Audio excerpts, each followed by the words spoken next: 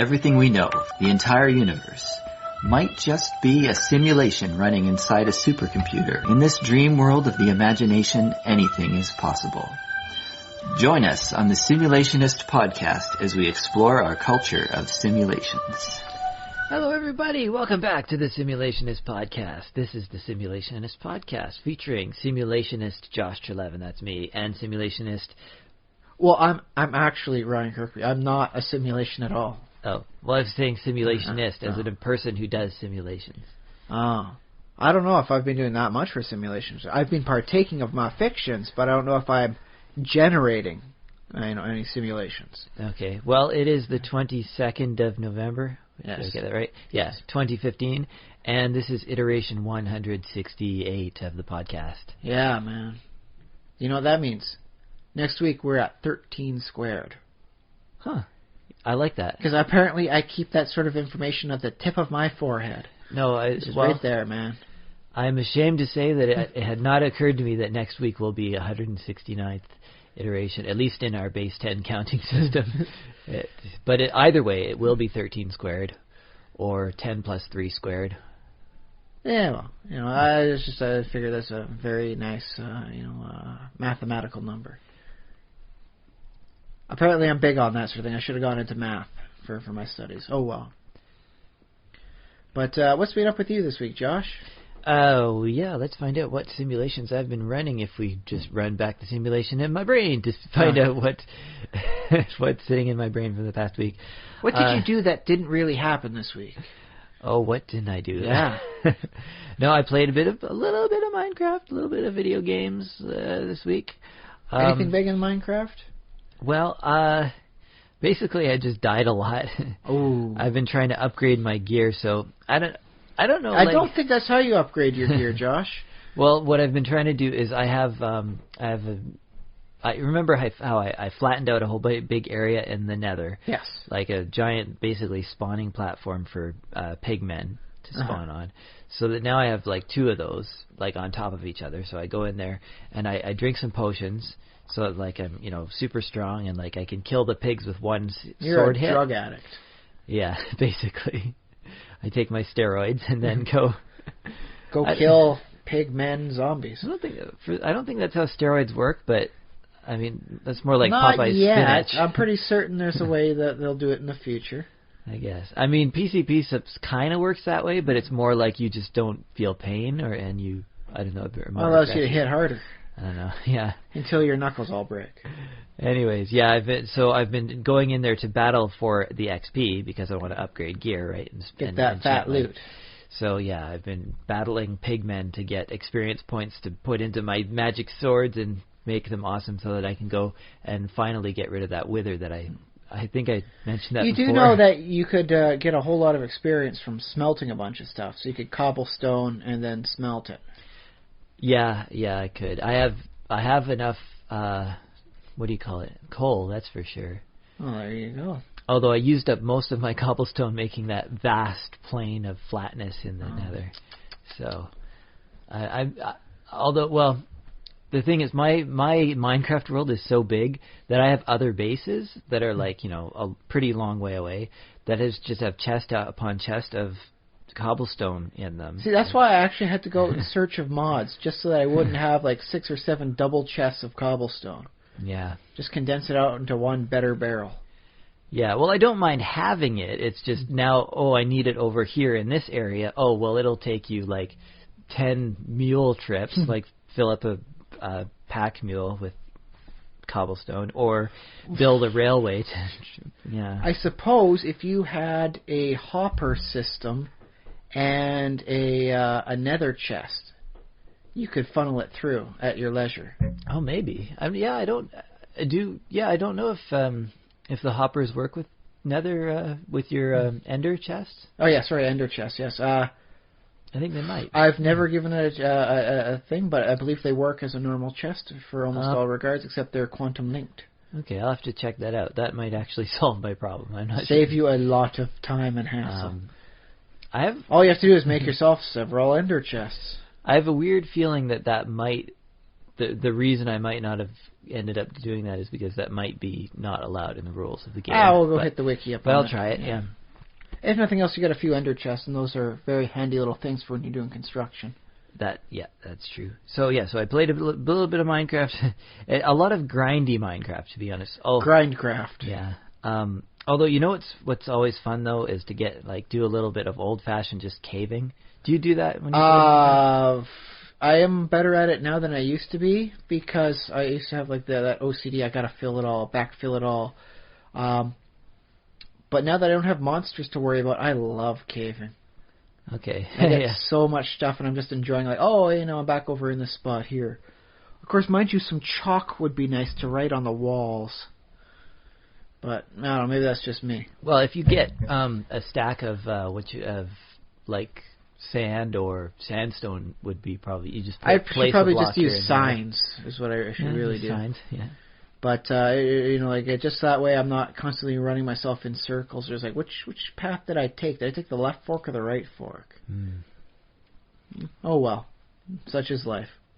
You know what would be fun to do a little mod of is to do. You know how you have torches? Okay, yeah, blah blah blah. Yeah, torches. But it'd be fun to have a little, what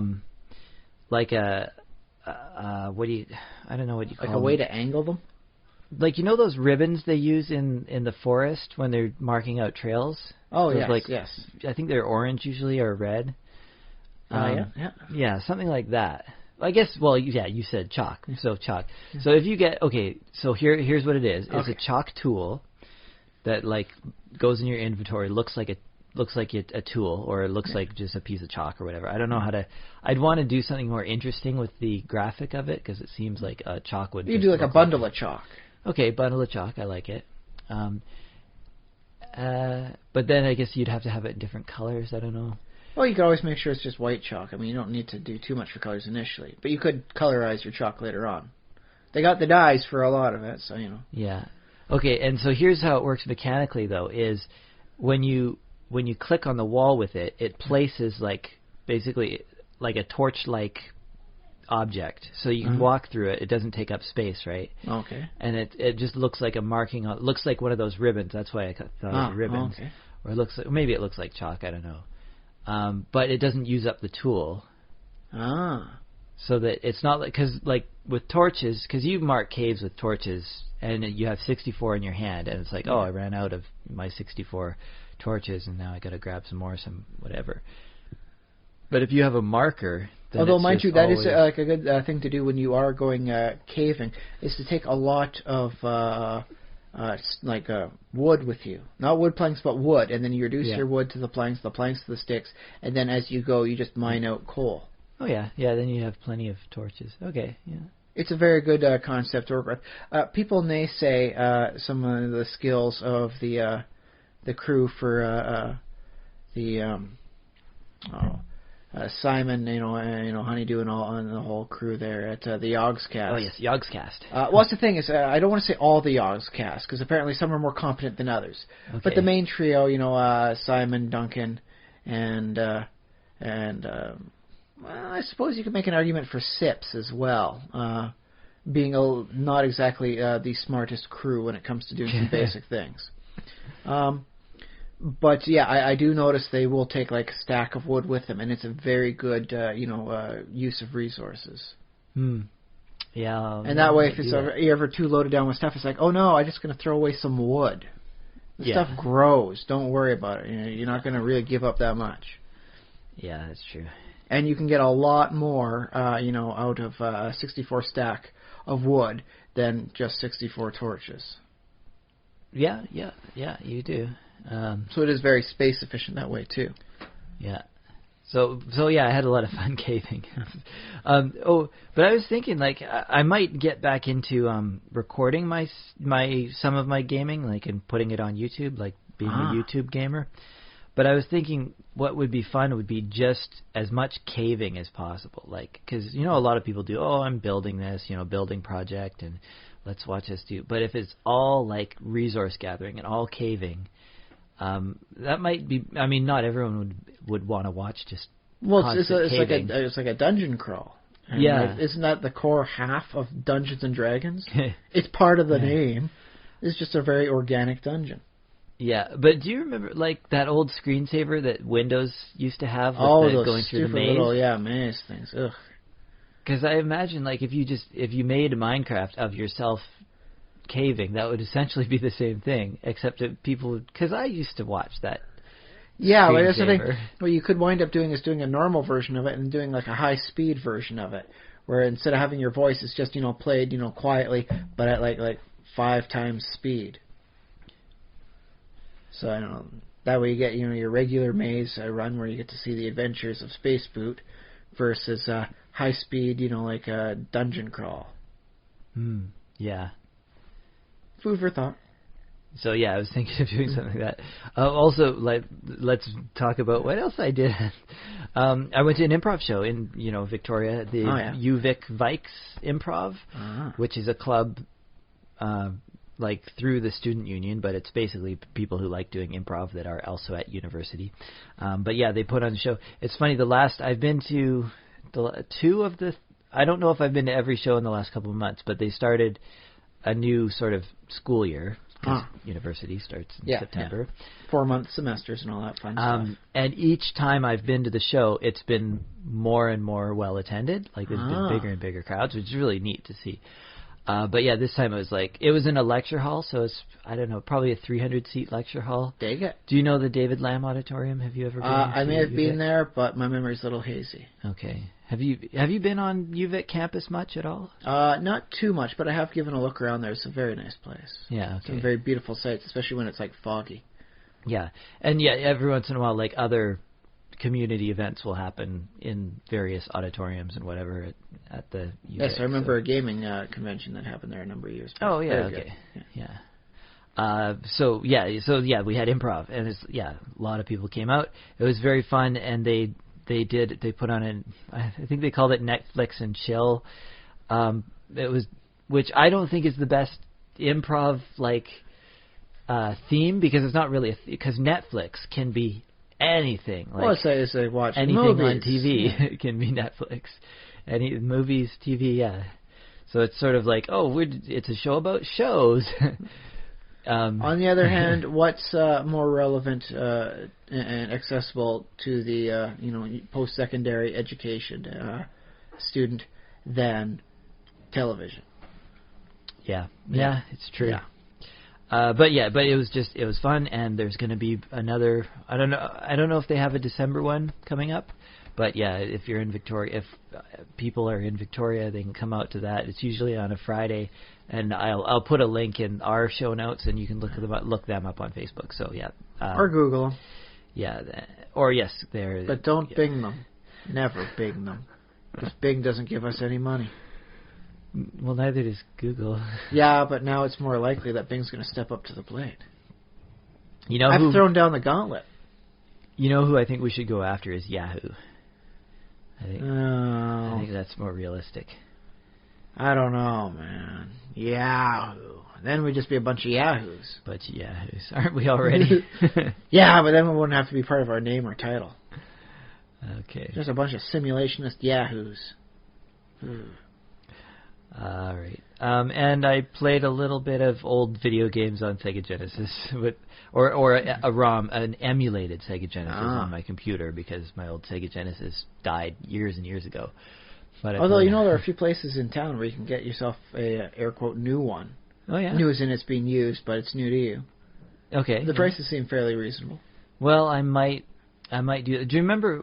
Did you go to the toy fair at Perks Recreation? I've gone to a few of them, yeah. Because somebody had a booth or a table with just a table covered in Sega Genesis games. Ooh. And it wasn't it wasn't. They weren't in their boxes. They were just the cartridges. Just the cartridges covered the entire table. My daughter gave me a Sega Genesis cartridge earlier this week.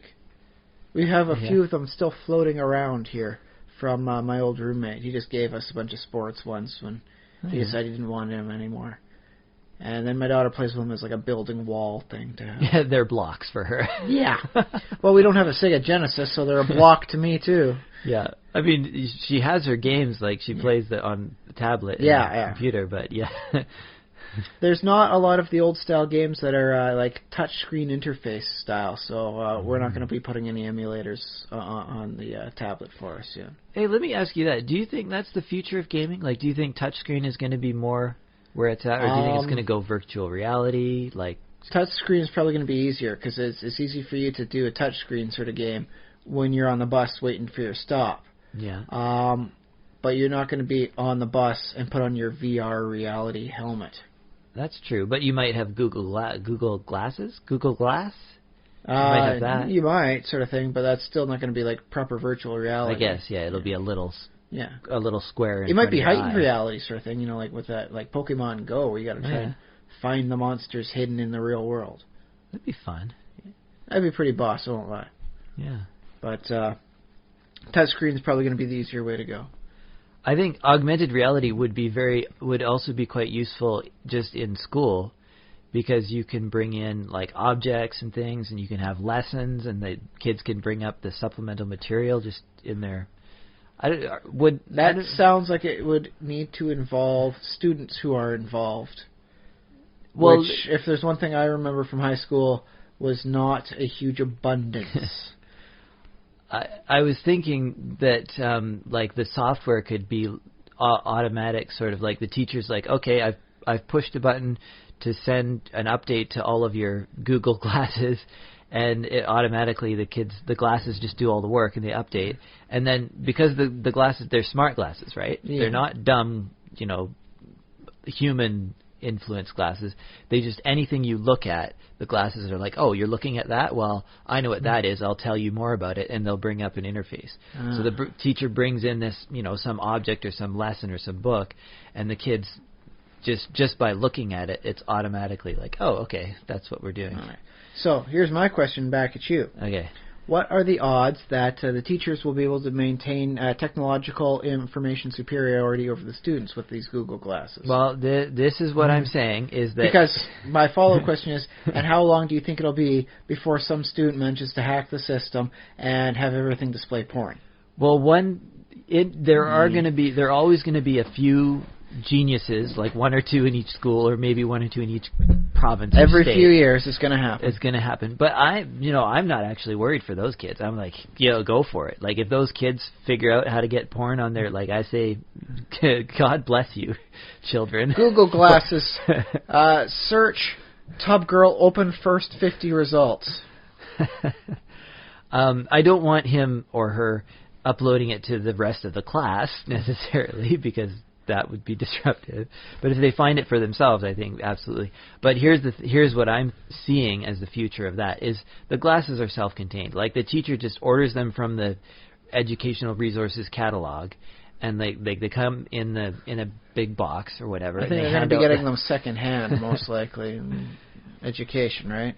Well, depending on what the funding is available. In your ideal situation where they can get proper funding, what a wonderful world you're living in there. And ideally, the teacher just takes them out of the box and pushes the on button, and it's like, "Hello, welcome. These are your new educational thing." And then the glasses. Welcome to your nerd goggles. The glasses just tell the teacher what to do. Like, the teacher literally does not just, or I don't know if the teacher has to put on glasses, but sure, why not? Put on the. Well, that way you even see what the kids are seeing, right? Exactly. Make sure they're not all looking at pornography when you bring out this object of the day.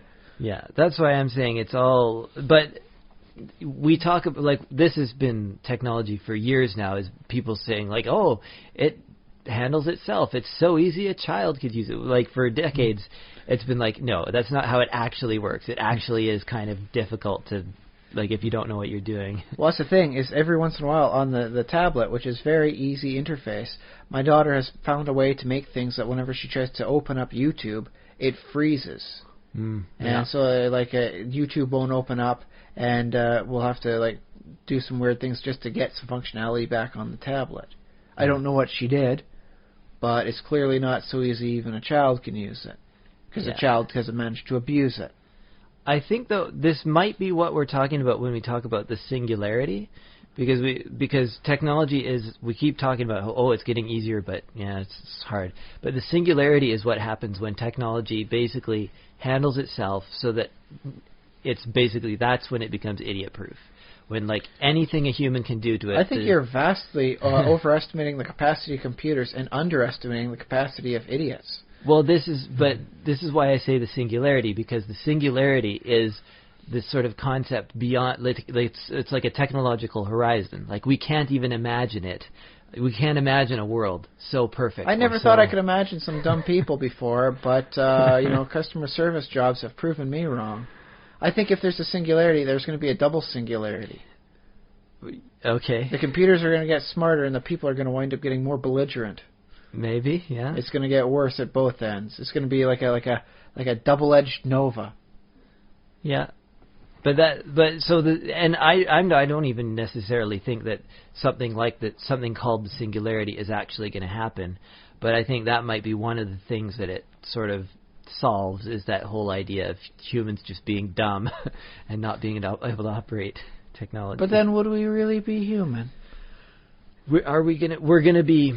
If humanity requires like all the good things like the imagination and the soul and the spirit, doesn't humanity also require the negative things, like the capacity to not learn in the face of innovation and all this knowledge? Like we are sitting, in a point of time whereby knowledge is so easy to come by, it's almost ridiculous. It's kind of hard to filter out the knowledge that keeps processing its way towards you. Mm-hmm. People are shoving knowledge in your face all the time, or at least one version of it. And yet people are still remaining very, very dumb on a large number of things. Yeah, well, that's what I'm saying. I'm saying that humans are basically going to keep on being about as dumb as they are. I mean, in ways they're smart, but it's also it's very hard to keep up with all this technology. But yeah, humans are basically going to stay about the same, and then technology is going to get easier and easier and easier, and then technology is going to be like, okay, humans, you just sit over here, we'll do all the work for you, and then eventually humans will be like, okay, I guess we're kind of useless, so we'll just kind of die out, and the robots will become the new, rulers. And that's of why the universe. It's good to make friends or try and raise an artificial intelligence, so that if nothing else, it might take your surname, so your surname might survive into this robo future. Yeah, something like that. My name is 11001110001111 Kirkby. Or write some code that has your name embedded in it somewhere. They'd wind up refining it in a way. This is dead code. Clean, edit, delete. I don't know. Yeah. Again, we're talking ideals. In real life, sometimes code goes a long time without being cleaned up. But that's the thing. If you got these the things checking the stuff up, if they're artificial, sure, yeah. If they're artificial intelligence, they have nothing but time. They can just, go through it. So I got seconds of time to spare. I'm just going to double check my code. Yeah. Give proper attributions here, there, and the other. Make sure everything's noted up and updated. Oh, there we go. Done. I solved the Y10K problem. Yeah. But yes, so that's been your week. Yeah, that's what I did nothing to do with computer programming or the singularity, but yeah. What did you get up to for simulations? Well, I finally got around to watching Pacific Rim. Okay, well, you rented it or borrowed it from the library last week. Yeah, and got around to watching it properly. I loved it. It was an amazing movie. It was not it's like everyone had this thing oh, I love it. It's oh, it's so great. And all the things they were hyping led me to believe this is okay, here's a premise, and then, oh boy, giant robots fighting monsters for the rest of the movie. It's no, it's actually not that. We got a plot with characters, development, and progress. It's oh, I wasn't expecting that, but these characters are so well presented, I can't naysay it. So it was a good story. It was a good story. Okay. I was a little surprised because as it says on the back, you've got your grizzled, damaged veteran and a novice rookie, and then they have to pair up, fight, and try and save the day, and then an outmoded robot. Okay. And what they never mention about the rookie is that the rookie's female, because it doesn't actually matter all that much to the plot, except for maybe towards the end when there might be conceivably a romantic link between the two of them. You could really say it's open to interpretation. But it's oh, that's so nice that you didn't have to mention that, it's an old grizzled veteran and a young lady. It's no, it's just a rookie. the fact that she's a lady doesn't matter into this equation. Also, we're not even going to mention it. So it's like, oh, hey, I was pleasantly surprised. Like, oh, it turns out, this lady is going to wind up being the one, as opposed to like a secondary character with like another plot, conflict that needs to happen besides giant, robots fighting giant monsters. All right. So it's like, hey, I was nicely surprised by that. That said, it really spurred my imagination. They were going through scenes. I'm like, yeah, this is awesome, man. And it's like, yeah, like if I had my characters, like for the stuff I'm writing, and all this and that, and I've got going, they'd be doing stuff like this, and like, wait, what did I just miss in the movie? So I had to back up a few times because it spurred my imagination over to a tangent, and then I lost track of what was happening in the movie for just a little bit there. So it was just so fecund with ideas and concepts, and it's like, and it was presented so well that I was deeply into it. But then I was, like, rocketed off, just off of my train of thought, because it's like, yeah, if I did it, it'd be like awesome, like this, and I have this happening, and then it's like, oh yeah. Because let's face it, I think we've all seen a movie before where it's like, this sucks so bad. If I was to do it, I'd do it right. It'd go like this. Mm. But this movie was so awesome, it made me hit that same point. It just kind of looped the horn. So hooray! So yeah, I completely loved it, and I enjoyed the non-combat portions of it, which I wasn't certain of how much was going to be going on there. Okay. So yeah, I recommend everyone who hasn't seen it to see it, preferably on a larger television screen. It doesn't seem like it would be as good a movie if you're watching it on your smartphone. Okay, yeah. It's a movie that demands the size and scale of the robots and the monsters. All right. So I think as much as I enjoyed it, I would have loved it even more in the theater. Yeah. Was it in 3D? Yeah, this is a couple Probably, of years old. they were all in 3D. Yeah. But I would have loved it in 2D. I probably would have dug it in 3D if I could, use it right with my glasses, which I never can. So I would have loved it more in 2D.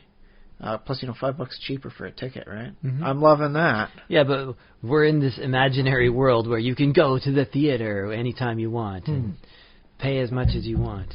But no, it is one of those movies that very much demands the scale because of what's going on. So I've been told it netted quite the tidy little profit. Oh, yeah? So there's likely going to be a sequel. And I'm going to say, just from what I've seen from the first movie, like, go see the sequel in the theater. Don't make the mistake I did and only watch it on a 50-inch television. So start saving your money now if you don't have a lot of money. Set aside a couple bucks here and there. See it in 2D, only pay $10 or so for it. All right. How many dwarves out of 13? I'm going to give it 11 out of 13. All right. Because, one, it did not go longer. I would have preferred even more movie with more monsters and more Jaegers. That's what they call the giant robots. Oh, okay. Kaiju and Jaegers. Cool. After Chuck Yeager? No. Jaeger in this case is the German term for a hunter. Oh, okay. Yeah, so if you hunt things, you're a Jaeger. Which, I mean, like the master of the hounds would be the Jägermeister, which is literally what they named the drink after. That's what our drink? Okay. Yeah, the Jägermeister is like the master of the hounds, the hunting dogs. So, yeah, now you know. Next time you're drinking Jägermeister, share the story. I think the only other thing that knocked it off was, they could have done more with some of the secondary characters that were going on there, for the other lines and this and that, and I would have liked to have seen more things happen with them. So really the only thing that knocked off Dwarves for me was what they didn't have more of. Didn't have more character, development for the secondary characters, or explain away like why this guy's kind of like a posh jerk or what's going on here. Okay. And they didn't have more movie in general. Darn. And yeah, I'll throw in the dragon as well on that because, big giant monster. It seems like it fits. Yeah.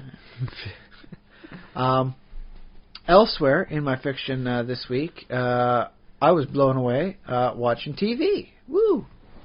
Supergirl was a good episode sort of thing. It's still got that sort of Monster of the Week kind of feel to it, which I enjoy, but it always seems to be a prelude before the series gets really good. Okay. So it's like, ooh, I'm enjoying this, but there's going to be better. So, I'm watching it with anticipation. But what really got me was Agents of S.H.I.E.L.D. and The Flash. The Flash got me a little bit of a surprise. Cisco asks out a lady at the coffee place they go to, and her name is Kendra Saunders. And I'm thinking about that for a while. It's like, that name rings a bell in my nerdy little noggin. Kendra Saunders. And then it hits me just before Cisco has his super-powered revelation. Kendra Saunders is the Hawk Woman. So you had a nerd revelation just before he had the show had a... Well, so that's the thing. When you're watching these sorts of shows, the names are important. Yeah. Sort of thing. And if you know what, it's the right, name, sort of thing, like, it matters heavily. You know what's going to go on. Like, Supergirl, the leader for the group for the DEO is Hank Henshaw. Hank Henshaw in the comics is a cyborg robot that tries to kill Superman. And he has been shown with glowing red eyes, and he doesn't seem to age. So it's like, is this the same Hank Henshaw? On the other hand, he seems like a decent guy. Maybe he's a more heroic Hank Henshaw. Maybe this is like Superman managed to try and get him to stop trying to kill Superman. And this is what he's doing with his life now. So I don't know. Maybe it's a different Hank Henshaw than the original. Maybe the one they show in the flashbacks was the original living Hank Henshaw, and then at some point in time, the robot took over his life. And apparently is wearing his skin or something like that. Whatever robots do to disguise themselves amongst humanity. But yes, Kendra Saunders, and just before Cisco manages to kiss her and get to, a revelation sort of thing, it's like, oh, she's the Hawk Woman. And so it's like, yay, I got a nice chance to see, Hawk Woman before she apparently knows she's Hawk Woman, because there's some reincarnation things that go on with her. But that's going to be shaping up for Hawk Girl, Hawk Man, for the Arrow Flash crossover and, continuation series they've got. So it's like, yay, more of the DC Universe being brought in. Yeah. And then, the big one was in Agents of S.H.I.E.L.D. this week. I guess spoiler alerts if, you missed the last episode. So skip ahead 5 minutes if you're... Give or take. But it's told in, two separate sort of storylines. They've got Ward, the guy from the first season who wound up being, Hydra evil, as he's, getting deeper into Hydra. And then it's got the story of the Monolith. And, what's been going on. Because apparently there was a guy that was sent through as a part of, a NASA project, 15 years ago. Sent through a portal? What's the thing? It's a block that turns into a liquid, and it can suck you in, and it's a portal to, the other side of I don't know, the galaxy somewhere? Another place. Yeah, it's another planet. Okay. Not in the solar system, so you are really... Stargate. Kind of. The Stargates work on much more of a phone call thing, whereas this one works on vibrations. It only opens up if you hit the right vibrational frequency from this end, or if the moons around the planet are in the proper alignment on the other side. So it's it seems almost random. C'est la vie. But yes, as it turns out, the guy wasn't sent there by NASA. He was sent there by a cult of the Ram.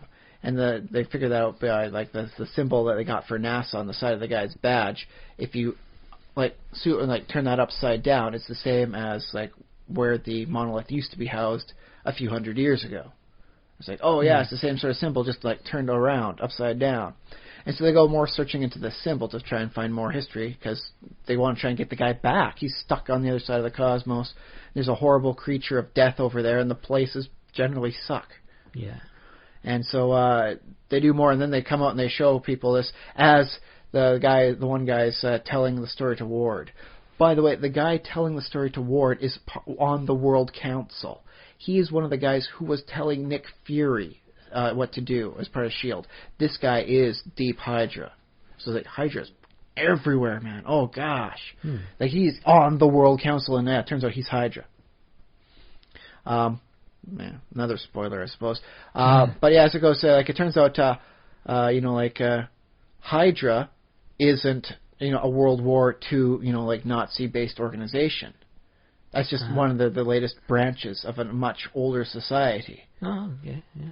And they've always believed that the greatest power is not on Earth, And so explaining this, and they're like going over to like the agents of Shield and all that, and they're showing the various symbols as they're putting pages down on like on a table, all the various style. And they have one where it's a kind of like a sort of like a goat head with long curvy horns, and then they rotate it upside down, and it's the Shield logo. It's the Hydra logo inverted on there, where the horns wind up becoming the tentacles of the Hydra beast. Ooh, cool. Yeah, and so it's like, it blew my mind. It's like, Hydra's not a World War II Nazi organization. That's just the latest face of a much older secret society.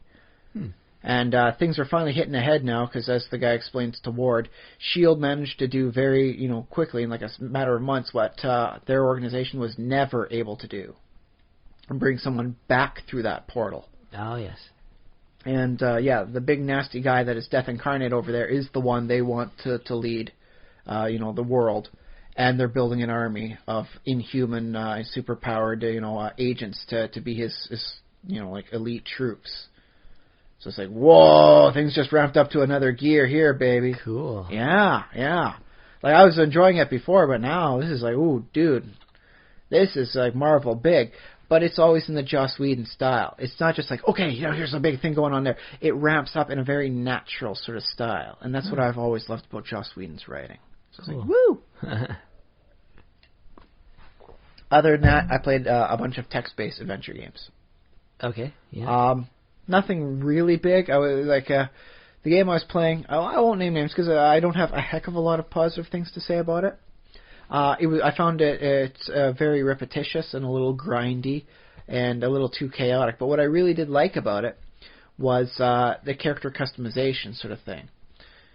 There's ways to change your character to suit various things. So if you want to change your play style, you can change it up, and so that way you can have different physical attributes. And it really got me because I was playing it, and all of a sudden, I got like a very rare change, and it's like, my character is now covered with silver scales. I'm like, boss. It's like, yeah, it's like a 1 in 50 chance, man. It's like 2%. Woo! But that got me to thinking, which is going to be segueing into our topic for this week. Like character creation and the infinite palette. Because I like D&D. I've loved D&D always. But I can tell you, if you're playing D&D, chances are you are 4 to 6 humanoid characters who will be utilizing standard pseudo-medieval weaponry and a standard spell array list and going into a dungeon and fighting things. Now, it's not going to cover everybody in every campaign, but I bet you I've just covered a vast majority of them. Yep. So, on the other hand, you got the tri-stat system. Well, let's say you want to create you in the game there, Josh. We're going to play tri-stat, Victoria. Uh-huh. You want to play Josh, but you want to be a robot. Yeah. Congratulations, you're a robot. That didn't cost you any extra points. Just say I'm a robot. Just say, yeah, you're Robo Josh. All right. That's all it takes. Yeah. You're not a robot with superpowers. You're not a robot with like super senses. You are susceptible to biological poisons and other various agents for whatever reason. You have to figure that one out. You're the guy saying this. But unless you spend the points on it, you don't have any extra powers or vulnerabilities. You do not short circuit in the shower. Apparently, you're a waterproof robot. Okay. Yeah. And so that got me thinking, because I mean, like, D&D is good, but you don't have that huge variety. Yeah. Well, there's a spectrum. Video games have a rather limited number of choices that you can pick from. Then Dungeons & Dragons is a little bit more because you can sort of add in supplements. And also your Dungeon Master can sort of, rule on the fly. You want to be a sentient cat and, like an Ioun Stone. Congratulations. Yeah.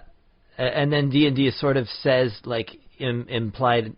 Some of the rule books say right at the front, change it, like, this is your game, change any rules that you need to change and allow. But be aware of what those changes will do, the ramifications sort of thing, different versions of the books will have slightly different wording for how they recommend doing that. But, it's sort of like, you can do anything in this. That's the wonderful thing about D&D. Oh, that was the one thing that almost broke my youngest brother Jason's mind. When he expressed an interest in it back in the day, and I was like, okay. And... He'd done his video game sort of stuff, and so I present him like, okay, here's like a 4-pack of characters, And okay, now here's like an opponent. Oh no, you're getting attacked by a Minotaur. Ah, what do you do? And he's like, well, what are my options? I'm like, well, your options are what you really tell me what you want to do. And so it's like, like I can have a person just, go ga ga ga on the ground in circles as he pulls himself around, not using his legs. I'm like, sure, do it. And that's what he did for about 2 rounds until the Minotaur chopped his head off. It was never meant to be a long run thing. It's just like to, like show you what combat is and what, like, you can do whatever you say, or at least try to do whatever you say. Mm-hmm. And it's like, this just blew his mind because he was used to doing like the Final Fantasy: attack, item, magic, run. Yeah. And so the concept of like his is like, oh, I can just goof off and just like run around in a circle. And there I go. It wasn't very combat effective, but he was able to do it. But then you run into this other problem with D&D where it's like, oh, I can do anything. Well, I target the Minotaur directly in the jugular vein, and I throw my knife at a 32-degree angle so that exactly hits him, and then that should crit him, and he'll automatically die. And you're like, well, let's find out what the dice say. I guess, yeah. Then you roll. Tell you what, you hit that natural 20, I'll say that's what's going on there. Yeah. Well, you might not die unless he bleeds out for hit points, but there you go. What if the Minotaur has 100 hit points? Being generous to a Minotaur, but I think it's possible. I think it didn't matter. His characters were all like first level. Yeah, and you have a first level guy. That Minotaur could have had 20 hit points. It would have been the same as 100. Okay, but if you crit with a thrown dagger, a dagger is a D4 damage. Let's say you have a +2 strength bonus, so the double damage, 12 points of damage. So you won't take out the 20 hit point Minotaur, but he'll be hurting, and he might actually think about retreating. If he's lost more than half his hit points in one hit, he'd be like, no, this guy is tough. Although he was just a monster to attack like for first level PCs to show how the concept worked. Yeah. If he has 100... One of the men to outrun until that night when I just had the Minotaur come back and chop his head off. Okay, end of scenario. There we go. All right. But that's the idea with, I can do anything I want. Well, now, you can at least how can attempt I exploit... to do anything, yeah. Yeah. Yeah, I think, that's my ideal as a dungeon master. I want to take what you were saying about, like, let's see what the dice, anything the players bring to you, that's a valid, like, attempt. Anything they say, I attempt to do this. I'm going to attempt to will myself into godhood at level 1. Yeah, it's up to you as the DM see what the dice say. To interpret how that plays out in the rules and whether it happens. Yeah. That said, sometimes you might have to find a natural 21 on your 20-sider. And I guess you can't really will yourself into deityhood. Another thing that is a little bit like that edge case in that, and you can do anything, is the idea of metagaming, and like I attempt to know exactly the history of this Minotaur. I roll knowledge history to get a special bonus or whatever. This Minotaur came into existence just before the fight because this is a very short-range, no-history campaign scenario. You suddenly suffer an existential breakdown as you realize you didn't exist 5 minutes ago. This blows your brain. Geez, I guess you shouldn't have rolled that 19. If you'd rolled a 20, it would have been okay. Okay, so this explains like the D&D, the world of you can do anything you want. Okay. Well, it's not that far away from Orc and Pie, the adventure Monty Cook did, where it's a 10-by-10 room and there's an orc guarding a pie. You're a first-level character. Can you kill the orc and take the pie? Well, what I remember being the point of that adventure was that there was a series of submission guidelines that were being put out for dungeon, like for writers to Dungeon Magazine, and they're like, you need to have this, and this element, and they needed an example that was technically complete and had every element that you were supposed to include, but as like basically compact so that someone could read it very quickly, and that's what Orc and Pie was. It was It was it was orc, you a have a bad description guy. of what the place is like. Yeah. You've got your opponent, you've got your reward, and then you've got your further off. Like who's making pies for these orcs, and why aren't the orcs eating the pies? Why are they just guarding them? Yeah, so that was the point of that. And then, of course, when you write your own adventure, as long as you have each of those elements, then, you're good to go. But you expand it a little bit and make it more fun and interesting. And different but the concept, like anyone playing orc and pie is just like, dude, you just popped into existence. You're fighting an orc for a pie.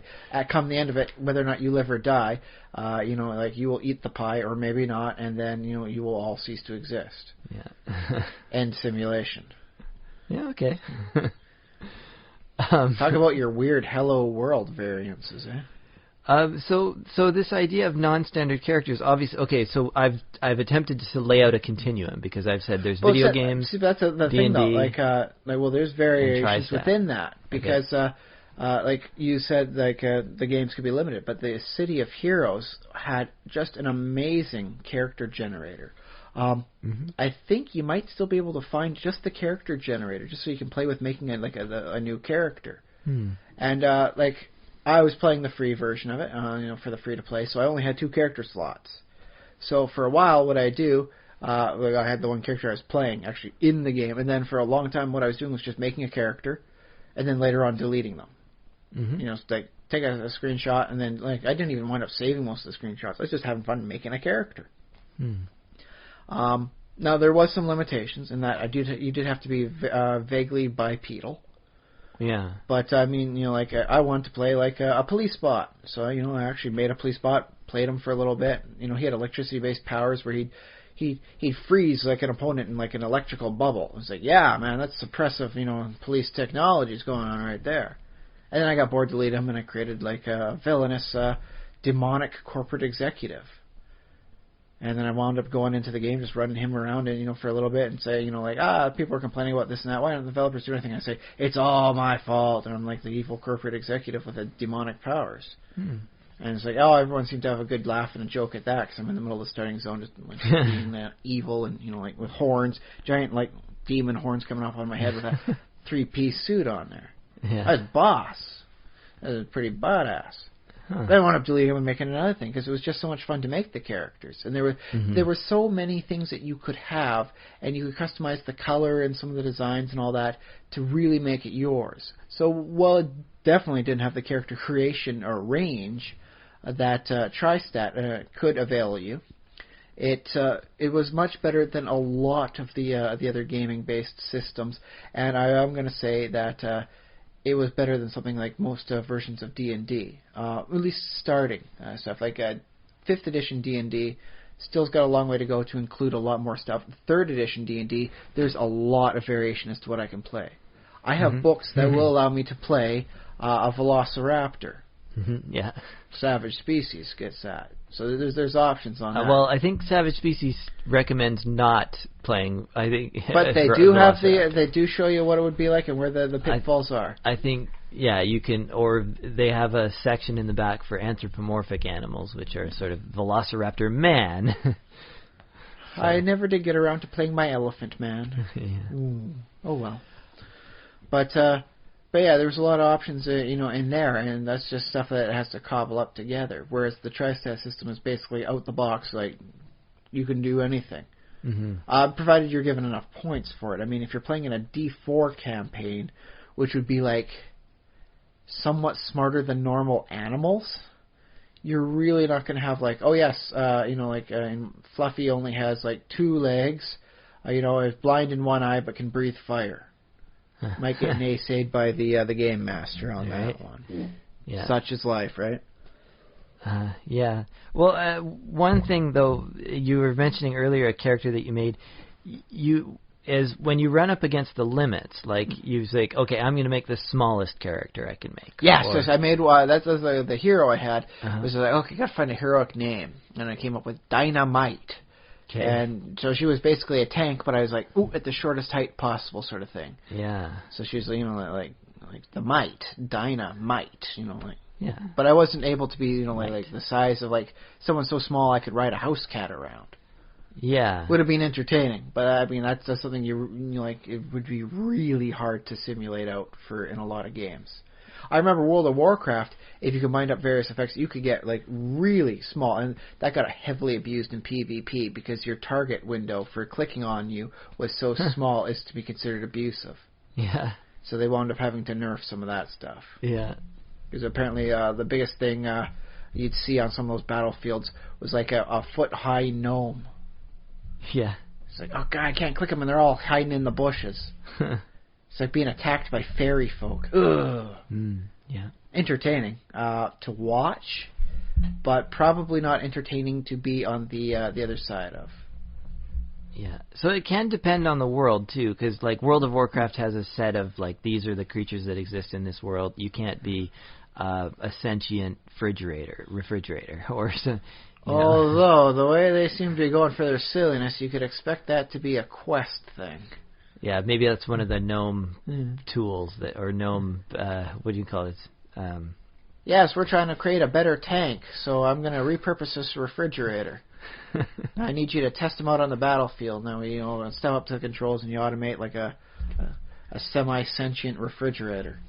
Yeah, it shoots ice. It has ice. It's a mage. It has ice spells. Well, it's a tanking mage sort of thing. I mean, that's something only the gnomes would think of. Yeah, the tanking.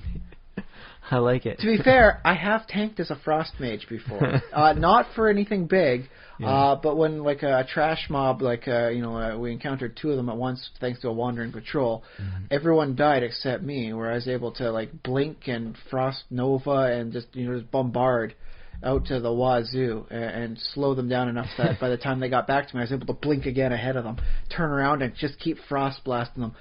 And I took them out. I managed to survive. Okay. So technically, I did frost tank. Well, except if you say everyone died except me, then that's technically not successful tanking. I mean, I suppose like they. To be fair, I was a better tank than the tank who died.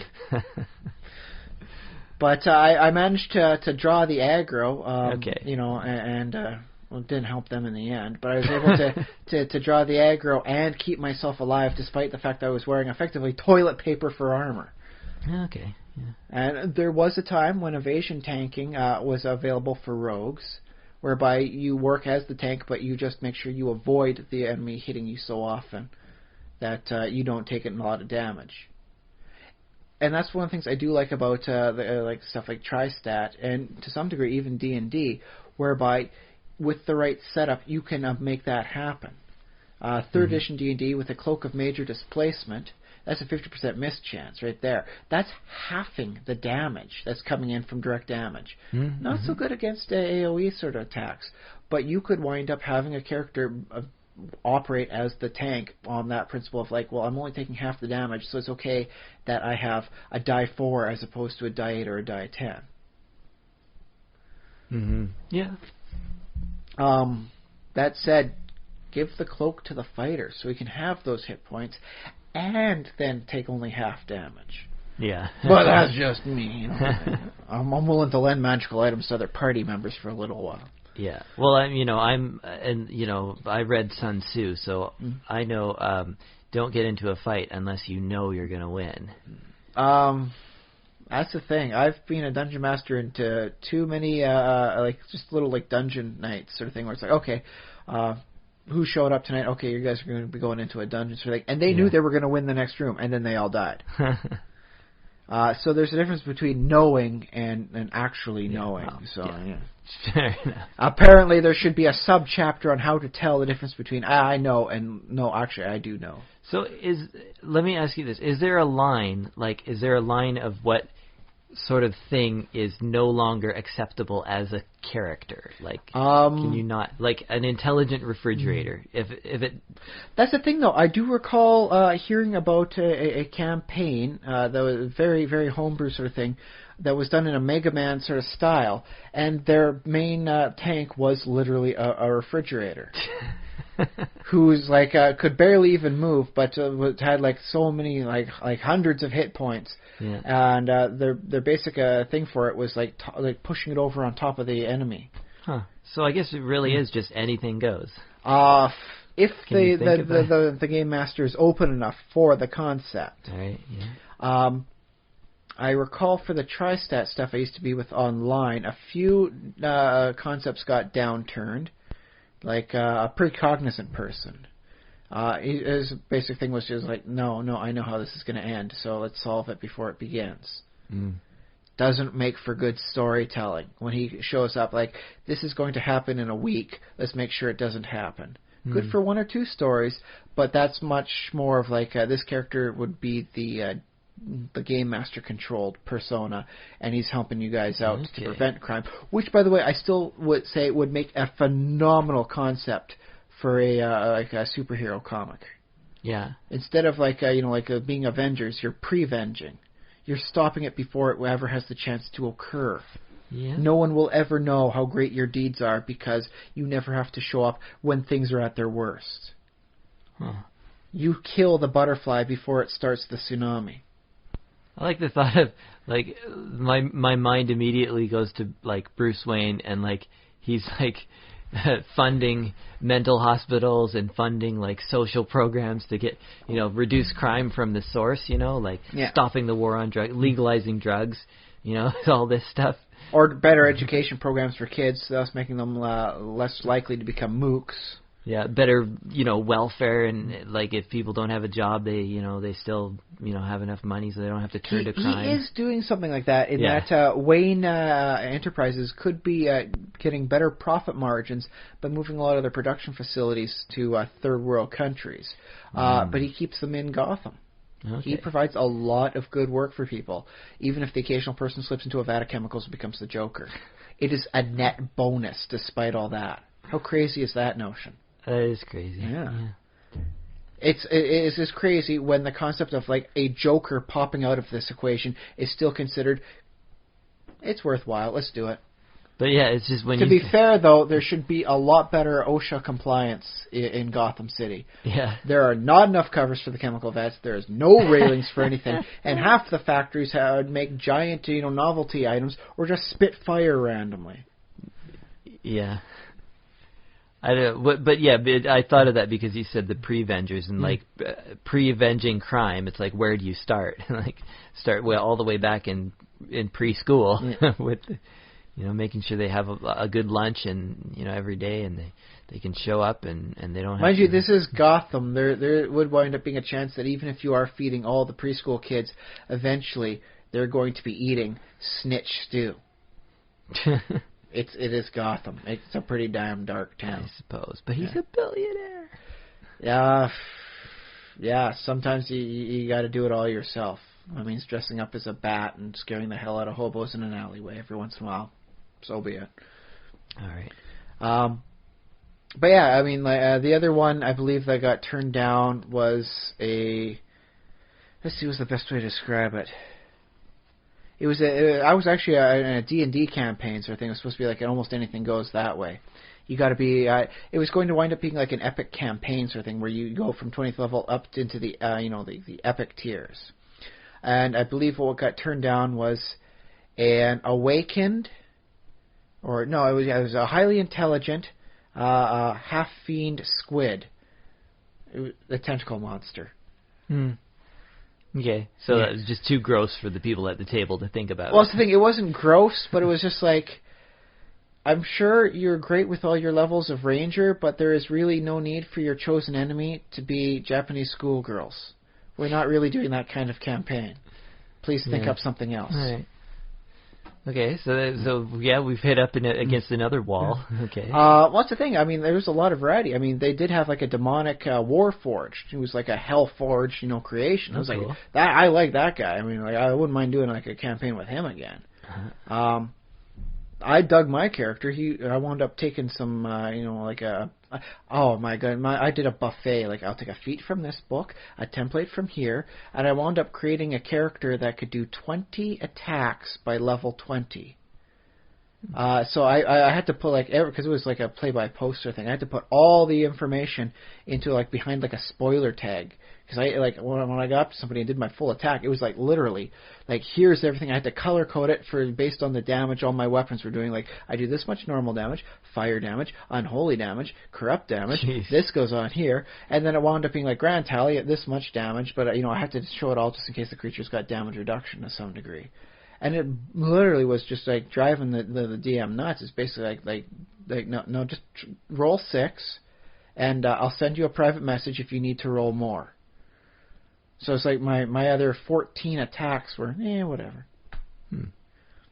But I mean, that was a crazy concept sort of thing, like a guy with enough arms to do 20 attacks around. Yeah, that's a little broken. Insane. We said to get those 20 attacks, I did have to start the combat round next to them.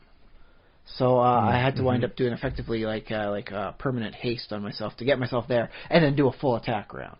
All right. Visibility ring for the win, by the way. They didn't even see it coming until it was way too late.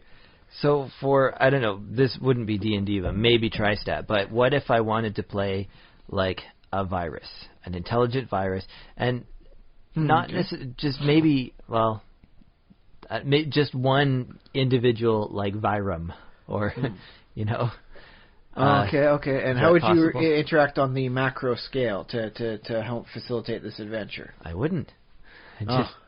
I'm a Virum. Okay, you can do that, and you can make a little post, but you're not doing anything there. Yeah, I'm just sitting there. Yep. Intelligent, so thinking about stuff. Yeah, but you're unable to interact with... Oh, though I did have a character... Can't see, because I need an eye, which is a macro organ. But boy, are you going to be spending points on, intelligence, man, because you're going to, you get, 3 extra points for not having any other real senses besides, touch. Yeah. And all that. And you're going to get a lot of points for small size. Yeah. But that's it. I mean, just make a little post about, how you're floating around in somebody's bloodstream, and then that's it for your part in the campaign. Yeah. That said, as a virus, as a communal virus sort of thing, if I was a multiple virus that could multiply and spread. Yeah, if you were multiple viruses that could spread, sort of thing, and have a hive mind sort of intelligence. Yeah. Hive minds don't actually work that way. I know, but I'm going to refer to it as such from here on out to make things simple. We'll call it magic. Yeah. But hive mind intelligence, as per the sci-fi, right? Yeah. In that case, you could have the concept of you outside of anything else, in which case we'll just say you as a puddle of viral goo. Yeah. Okay. And that would be your base form, so you'd be small, you'd be really weak, and all that sort of thing. And then what we could do is have an alternate form for you that requires you to merge with someone else, whereby you infect them. Yeah, okay. In which case you would wind up taking their base stats and applying your mental traits over top. In which case it's actually a completely viable campaign sort of character. You want to be heroic or villainous? Because admittedly you would be innately villainous because, dude, you're taking over someone's body. Can I say neutral? Okay, yeah, we'll work with a mischievous sort of thing. Like Poison Ivy. Well, I guess Poison Ivy's a villain. She's a villain, but with some very good reasoning behind her. So as things go, she is one of the least villainous villains. Yeah. Although her seductive technique use is morally reprehensible. Okay. She does fight for good ecosystems and all that, and her heart is in the right place there. The plant monsters and seducing people by kissing them is kind of... Okay. But yes, I see a campaign situation whereby your mortal host goes down because there's now a rather large hole missing from their torso. And you just wind up dispersing yourself to some other pedestrian over across the street who's running away, and there's your new body form. Okay, so it's a little bit magic, kind of jumping to a specific Well, person. this way you'd wind up doing some sort of crazy, okay, everybody get ready to go, and you launch yourself out with some sort of crazy sneeze. It's just your oozy, natural body just goes over, and you use that as a ranged attack. If you hit them, you infect them, and then you wind up combining bodies with them. Okay. So that's. So I'm digging this. Yeah, it's almost more like playing kind of like a demon or something. To be fair, if that's how the mechanics work out, is there really that much of a difference between it mechanically? Not really, yeah. So that's the thing. I mean, you could do that for a lot of stuff. You could do it as a demon. You could do that as I think someone was going to be doing that, something similar to that, as a Sandman type character. Uh-huh. He's just a dream that when a person's asleep, he uses their body as a sleepwalker. I think that was even his name. He was Sleepwalker. And he was going after, the original Germanic Sandman who steals your eyes and turns that into sand. Because Germany's crazy with their monsters. When you're sleeping, the Sandman will come, scoop out your eyes, and pulverize it into sand. Good night, little child. Yeah. But I was like, yeah, and that would wind up being such a similar thing. In this case, the demon could possess anyone who would be morally weak, whereas you could possess anybody who is immunocompromised. So in which case, your super self would wind up being much more prevalent and active during cold and flu season. Okay. Yeah, I like the thought of like just sort of taking over a hospital. I think this is feeling villainous to me, but you take over a hospital. In which case, what you could wind up doing is having you as a prime body source, and the other possessed people under your control as effectively like mind-controlled people. Yeah. Where you've got just enough of yourself in there to just go off and do other things. Right. And now, I guess, depending on the game system, like a person might be able to resist it with their, fortitude or constitution. Oh, it'd be a body check sort of thing. Okay. Yeah. They get to resist being controlled or resist getting infected in the first place. Yes, or whatever. And then after they're controlled, they're controlled unless they're doing something that's really against their nature. And I suppose depending on the system again, they could use some kind of medicine skill to like help prevent, like wear a mask or something. Oh yes. You'd have to have a thing whereby your attack to possess another person would be very weak against like natural armor and all that stuff, and force fields couldn't get through. Okay. Wait, would you be an airborne? I was just thinking it could be airborne, so because I had you some force fields that let in air that through. case, instead of having you as like a slimy ooze natural body, we could have you as like an ethereal body thing, whereby you are just like a cloud of like sickly vapors. Yeah, okay. I'm kind of digging this as a villain, Josh. You got a name for your villainous viral self? Edward Bola. That is absolutely horrible, and I'm going to have to decline that part of your character concept. Otherwise, I see you as being a great reoccurring villain for a comic book. Edward Coli? No. I'm afraid we're going to have to come up with something more awesome than Steph Illicoccus. Stephanie Illicoccus. I will allow you to use all those names as pseudonyms when you are hiding out between villainous endeavors. Okay. But I don't know. Like, I'm going to call you AIDS Bola. Jeez. Oh, that's better. It's a placeholder name. So yeah. I mean, just because there was no limitations on your character concept, you were able to come up with an infecting villainous, strain of superbug. I like it. Yeah. I think. And like. How long would it have taken you to come up with a concept like that for Dungeons & Dragons? And then just to get naysayed because it's like, dude, I don't even know how to work with that in the stat system. Well, I mean, I'm not that sad that that's not part of Dungeons & Dragons, but yeah. But isn't there something special about it whereby you've got like a system or like an unlimited infinite palette for the only thing that's preventing you from coming up with an awesome character is your imagination? Is your imagination up to the task? Apparently yours is. You came up with, aside from a bad name, a superbug. Yeah, well, I don't know. Yeah, I mean, there's something to be said for limitations, but also something to be said for occasionally taking them off and just saying, what can you come up with? And that's the thing. It's like, that's one of the reasons why I fell in love with the Tri-Stat system back in the day. Yeah. There was a character. He was like a cyborg with a candy heart. The candy heart was magical. It was like a witch sort of thing. That it's a chanting, beating heart made out of candy because it's like the gingerbread witch. And that's what powers him. His candied heart. He's so sweet. Another guy was like a scientist bombarded by the particle responsible for entropy, the entropon. And thus, his character history is that he doesn't have one. It got erased from existence. His power is that he erases things from existence. It's just a standard, like basic high damage attack, but with the power that, like if it hits you, you weren't. With the caveat that he has to do things that people will wind up remembering, because if they forget, it gets undone. So all villains are potentially recurring villains, and he can kill them with impunity, because if other people forget that he killed them, they weren't dead to begin with. Okay. Yeah. And it's like, that is an amazing character concept. I mean, like, that's like, oh, didn't you kill the villain in this episode? Well, I guess everyone forgot.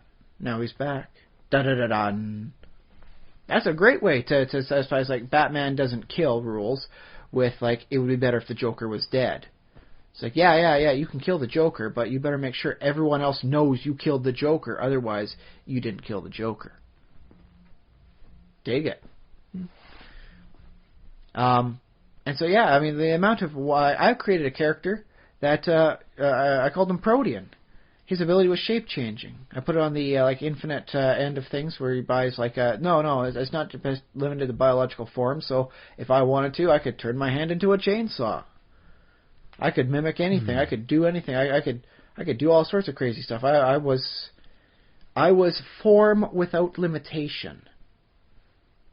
And that was the thing I was thinking of, like, because everyone's thinking, okay, we only got so many points, and one person made a comment, it's like, he's getting, like, the points are so tight, if I want something, it's like, I can teleport, but only 2 kilometers in a northwest direction, no more, no less. And so it's like, yeah, this is kind of weird how, whatever you choose to do, you define, that limits you point-based wise on what you can't do elsewhere.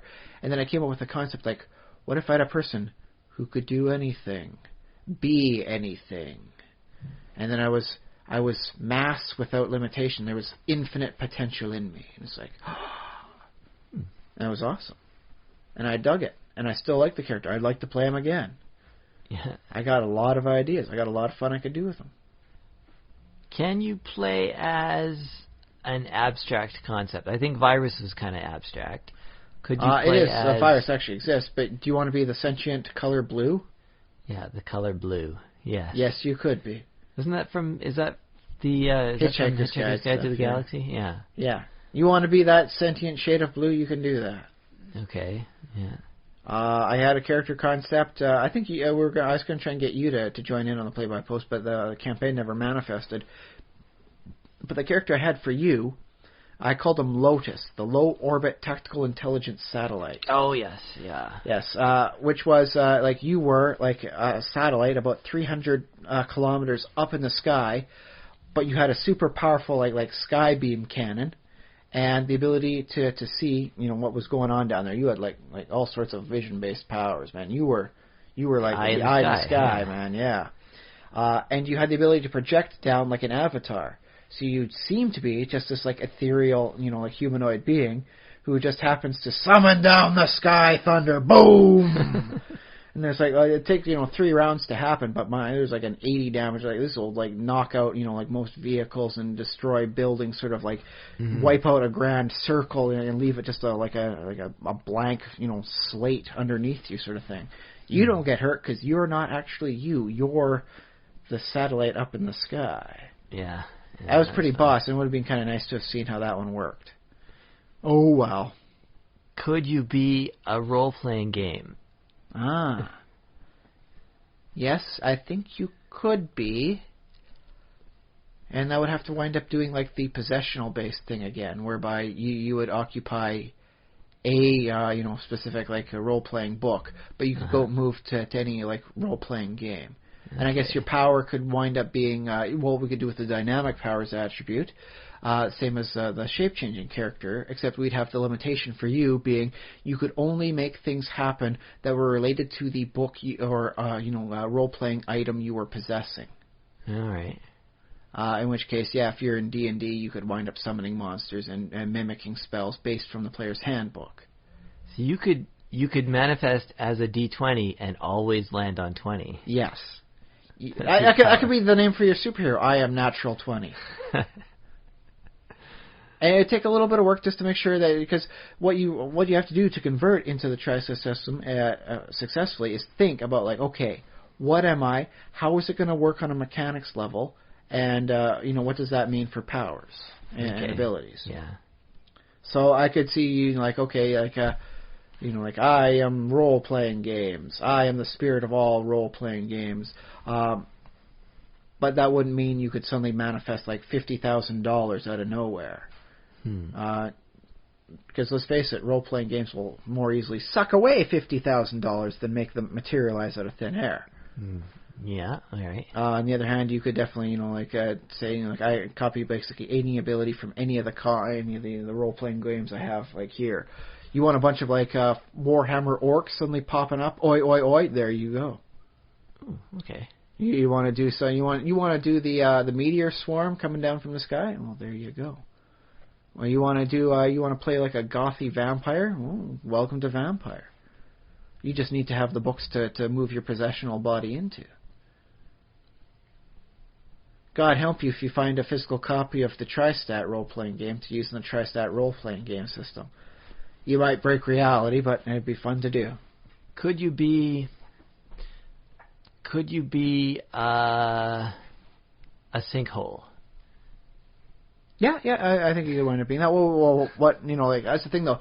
You would have to, in order to be an effective member of the story, you'd have to be have some ability to contribute. So would you be a sinkhole as in you would be a moving sinkhole that goes around town? Yeah, so, yeah. You go down the street and the ground is collapsing underneath you. Vehicles are popping in, but then as you move out, they come popping back up as the asphalt reasserts itself. I guess so. I guess sinkhole is almost like its own power, like you just to cause a sinkhole in places, and then you add or subtract points whether the sinkhole is permanent.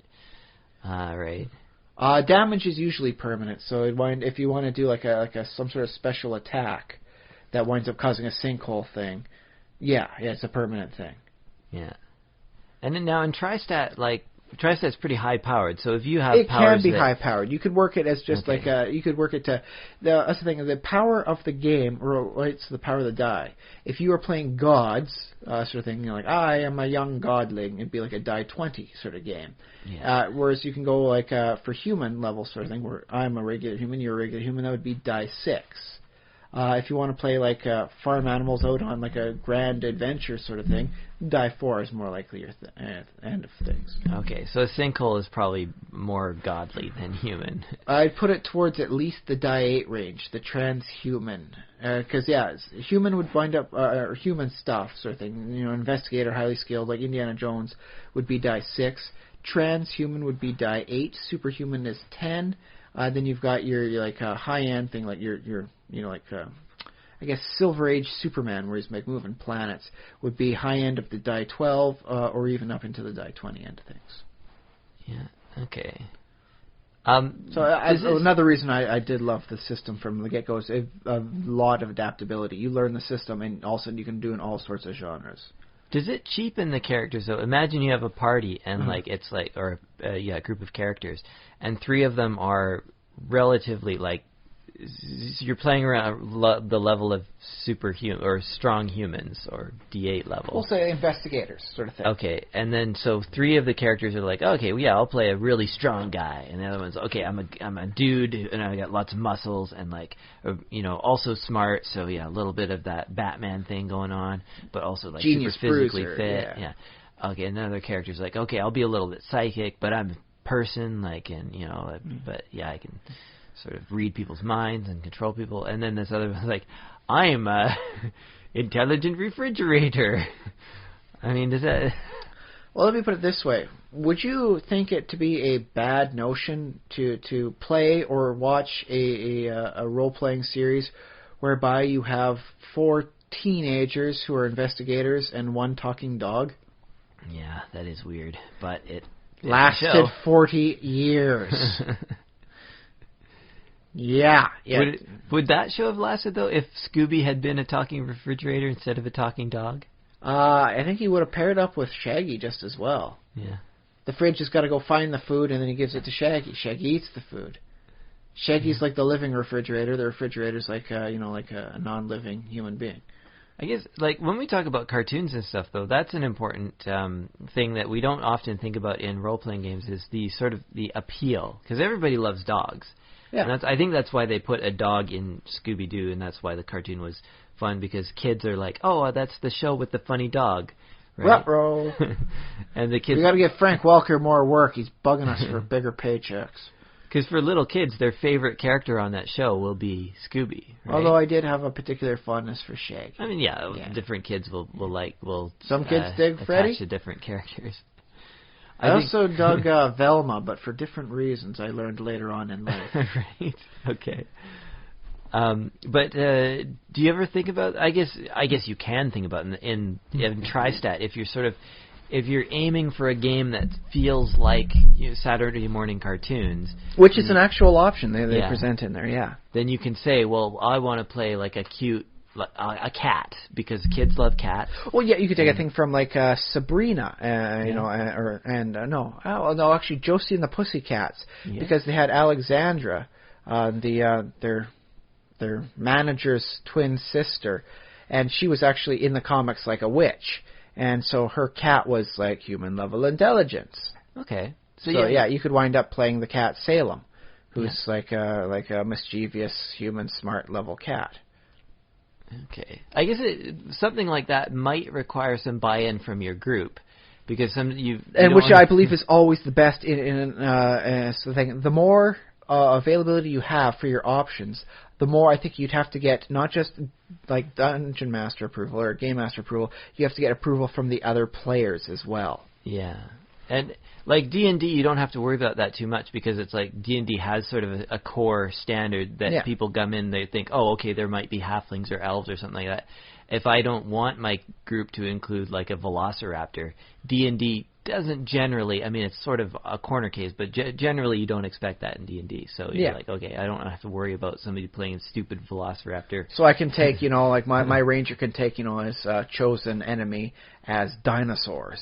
Yeah. So and I was like, how dare you, man? We are a persecuted minority trying to kill us sentient velociraptors. Yeah, and that sort of derails the whole experience when people are like, we're trying to dungeon crawl and get fat loot and stuff. And I can dungeon crawl and then eat the corpses when we're done.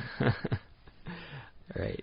But yeah, I suppose in tri-set and stuff, you don't have the same expectation unless you build a frame around it. Well, I mean, if you're playing like a pirate adventure sort of thing, you really aren't expecting, like a robot to happen in there. Well, like in a pirate, though, could a character say, "Well, I want to be the ship. Like, I'll be the ship," or the ghost of the ship. If you're going for a more magical sort of thing, you could wind up being the ship, effectively with like the masthead. So you could be the ship as your one form, and then you could have the alternate form, but with the detached masthead. Okay. Which I think is actually kind of a boss notion. I think that's a very interesting, maybe not for a full campaign story, but I think it would make for a good, like I am an artist and I can draw things. I think that would make for a very good premise for like a magical pirate adventure. And let's face it, people are telling pirate stories. How many of them are magical pirate adventures? Jack Sparrow and all his, stuff like that had magic, and that's what made it so wonderful. It's just a little bit of magic in there. Yeah. And so, why don't you have like a magic ship that has, is like, oh yes, and now the masthead comes off, and apparently now I'm like a wooden mermaid. Or whatever, I suppose you could go as a sort of like unicorn person. I've seen a lot of different mastheads. Most of them involve ladies. Yeah, but so the masthead can come off. Or sorry, maybe not masthead. Am I thinking the wrong word? The figurehead. The figurehead. Sorry, yes. Yeah. Sorry, mast would be the bowsprit thing. Yeah, the mast would be way up. And I am admittedly not the best, when it comes to nautical terminology. The crow's nest. You're a sentient crow's nest. In which case, you wind up, being the spirit of like a crow, a sentient crow. Ooh, there you go. But that would be a bit weird though. If you're the spirit of the ship, or like somehow the soul of the ship, and then you're like, oh, I'll just leave my body behind here and go to the island and whatever. And I don't know. There are many creatures in nature that take on two forms. Yeah. There are species out there that have a motile juvenile stage, but when they become adults, they become sessile. And then you've got neoteny, whereby something retains juvenile characteristics. So it wouldn't be that far off from a biological equivalency to be a magical ship that has able to, focus its, energies into like an avatar, which in case happens to be like the figurehead. I guess it's a little bit like the dryad and its tree. When the dryad, in which case that is a very good explanation for how you wound up with a magical ship. Yeah, it could just be made of dryad wood. There we go. There's where the masthead comes in. It was the dryad's tree. Yeah. And thus, once it all gets created, the magic infuses all over the rest of the ship, and bada bing, bada boom. And and it's an interesting question whether that was like sort of consensual or not, or whether it's, the trees were chopped down like by evil It wasn't. choppers. It wasn't by my will, but I do get to see the world now. So I guess it's a wash either way. And then you can have a ship that heals itself up. So as long as you don't wind up getting your ship sunk, it's going to wind up, going back to full health. Okay, that's kind of neat. Yeah. See, and that's the thing is we've come up with a really good notion on this one. I think another good one. Include a few pirates on there for regular sort of people. I'm going to have to naysay the cannon golem that has just come up into my mind as being a little too ridiculous. I don't know. I suppose if you want, you can have one guy called the Cannoneer. He's a big, buff, brawny guy. He's got like a ball on a chain, and that's the thing. He just rockets off the thing, and that's his cannon. Yeah, sure. And it's his cannonball, and he hauls it back to him. But yeah, just to cap off the point about the Dryad, is that you could have a mechanic where, like, the spirit of the ship, that, a Dryad can't spend too long away from its tree, and the farther away it gets, it gets weak and sick. It has the Aquaman problem. For most of his adventures, he couldn't spend more than an hour away from the ocean, or he would die. Yeah, and I think that would be sufficient to tie you to.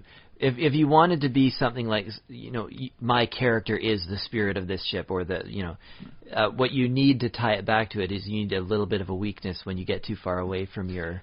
And that's a good thing in Tri-Stat, because Yeah. you get points back for that. Yeah, Which means you can build a more well-rounded character. Yeah. All right. Or a more OP character, depends what the other guys say. But yeah, I think just because we've had this thing, like, just come up with a character and it's like no limitations on what it was, we've come up with some very good ideas this week. Yeah. And I wouldn't want to throw them all together. I wouldn't want like an intelligent refrigerator, a sentient ship, and like a body possessing a superbug virus. I could conceivably read a story based on those, but I don't know if I'd want to play a campaign or even run that sort of thing. So that brings us back to I think the one major overarching point we have to put in for this infinite palette of character creation. Right. The more variety you have, the more you should be getting the proper agreements and green lights from all the people at the table. Yeah. It almost demands it, just to make certain nobody's being something too far off. I'm playing like a magical fairy person who embodies all the spirit of like the good, lightheartedness of the modern day Grimm's fairy tales, versus I'm the sentient personification of death and all around me die. Yeah. So that kind of is like a different vibe thing going on there. Although I will say, like, as a DM, it's easier to say no than as a player. Like, as a player, it's hard to say, well, I mean, you could always do like a bean sort of thing, whereby everyone, like spill the beans is like when somebody like tips over a thing when people are voting. You get to vote either with a white bean or a black bean, and then spilling the beans means all the beans come spilling out, and you get to see how people wound up voting. So you see, because it would be a thing where it requires anonymous and unanimous thing to get into the group. So everybody votes with their secret bean, and then later on someone counts out. It's like, oh, it was all black beans. Welcome to the club. Versus you had a white bean, and spilling the beans would mean like, dude, you saw how many people white beaned you. So yes, in which case it would have to be like an anonymous sort of thing. Like they would all route up through the game master. It's like, okay, everyone go around the table and say what you want for your character concepts before we actually start doing the stats out on anything on that one. And anyone has any objections, just let me know anonymously, and I will tell everybody next week how we're going to wind up doing and what we can and can't do. Okay. Yeah. And that way, no one's feelings should get too hurt by anyone else. You might go like, ooh, playing the game like, who white beaned me here? How dare you? And then you start getting paranoid. But that's a personal thing, man. If you're the kind of person that gets paranoid on that, well, say la vie, right? You brought up, just briefly, the idea of writing stories. Well, that's the thing, is like role-playing games are a collaborative storytelling. Yeah. So if you're just one person writing your own story, I mean, obviously you can go wild, and anything can be a character. You can see the you universe. Can have 4 sentient refrigerators and make it a thing. Yeah. Or, you can say this story is about the universe, and the secret third act twist, one of the sentient refrigerators has a dead raccoon in him. He didn't let it go. Yeah. He's twisted. He's crazy. He's evil. And I guess the thing about being a writer is there are no rules. There's none of this balance. Well, I mean, look at the crazy stuff. crap Stephen King has come up with all the time. Yeah, there's nothing. There's a clown in the sewers who's really like a monster from out of this reality. You don't have to ask how is the virus going to interact with the world. You already know sort of that's viruses. We have textbooks that tell us how viruses act. Well, that's the thing. And as I believe they're playing the thing on the radio right now for hey, don't get everyone sick sort of thing. If you can hear the cough, you can get sick by the cough. Oh yeah, yeah. And that's a very nice way of thinking about it. Dude, if you can hear someone coughing, they can be the one that got you sick. So don't blame that person who was next to you and you think was sick because they had a snuffly nose. It's like, dude, coughing all the way over there. You heard it, and he got you. It's him. He was the sentient superbug. Now you're possessed, and now you're like a zombie minion of his. Unless he decides to switch bodies. Like, I don't know, like, you have a better body than that guy over there who's coughing. Long story short, do your exercise. Be the body the superbugs want to possess.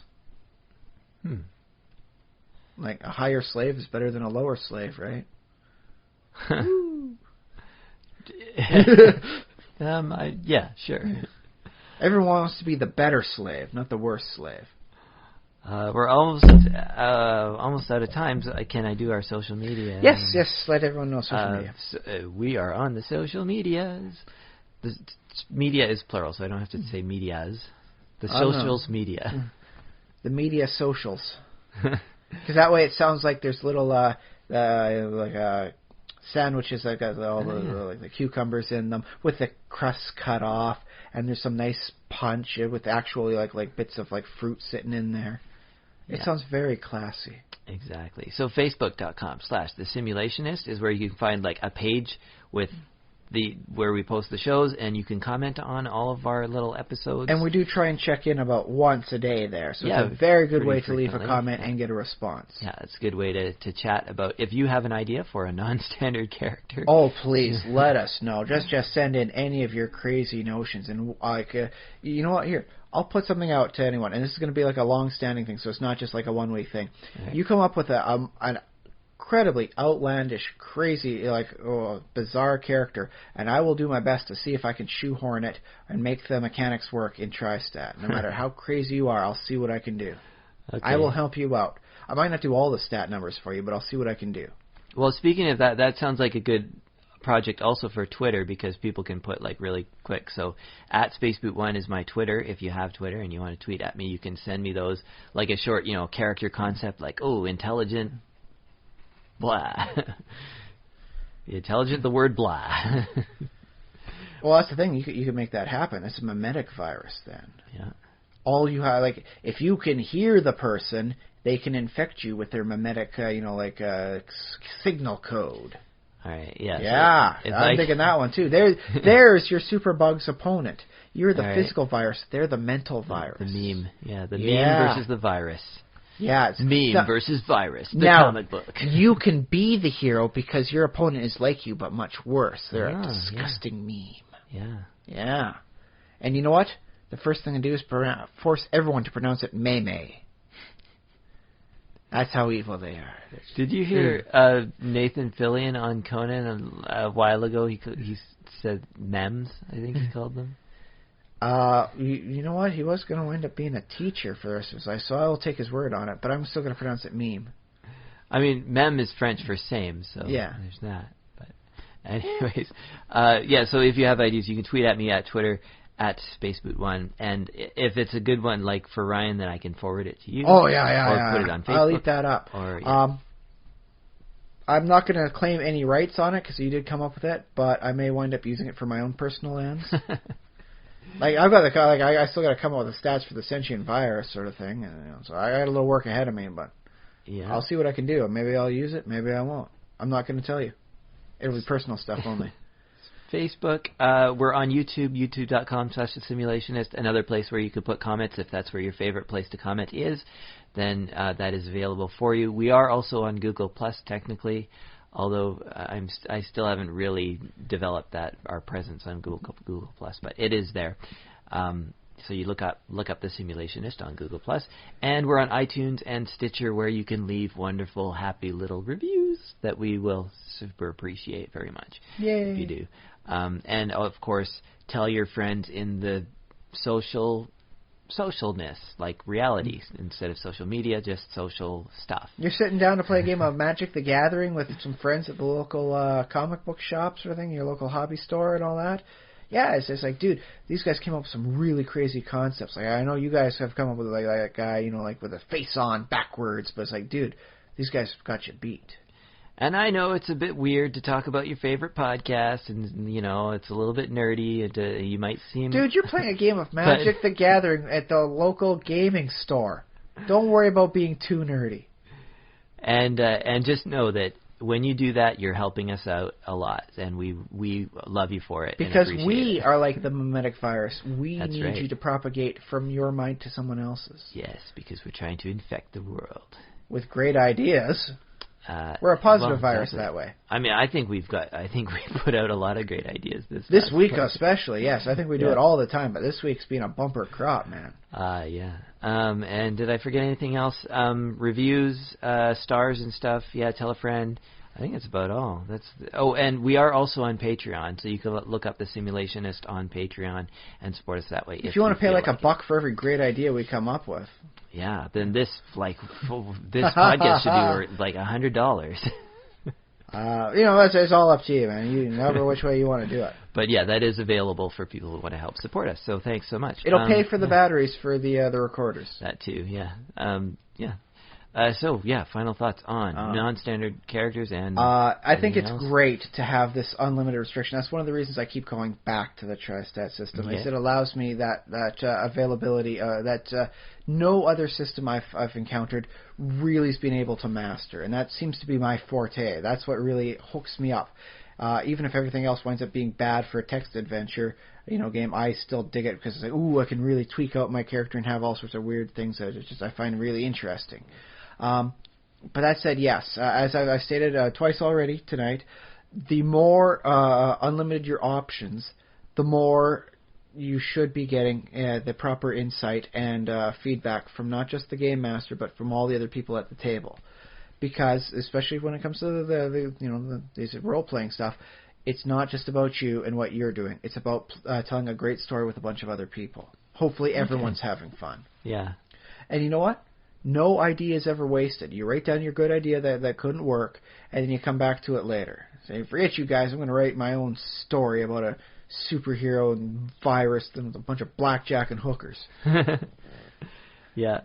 One thought that did occur to me as you were mentioning that, sometimes it's the reason that we come up with crazy ideas is because we want to sort of show off a little bit.